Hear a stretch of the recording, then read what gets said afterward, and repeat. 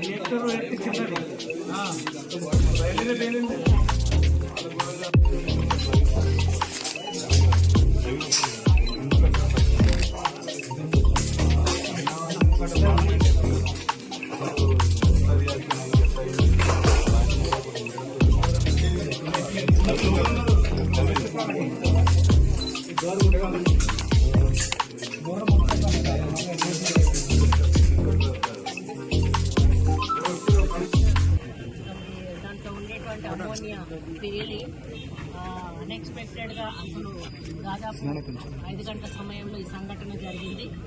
మరి మాకు తెలిసే వరకు కొంత లేట్ అయినా నేను ఇక్కడ దగ్గరలో ఉండడం వలన రావడం జరిగింది. నేను వస్తూ కలెక్టర్ గారితో కూడా మాట్లాడడం జరిగింది.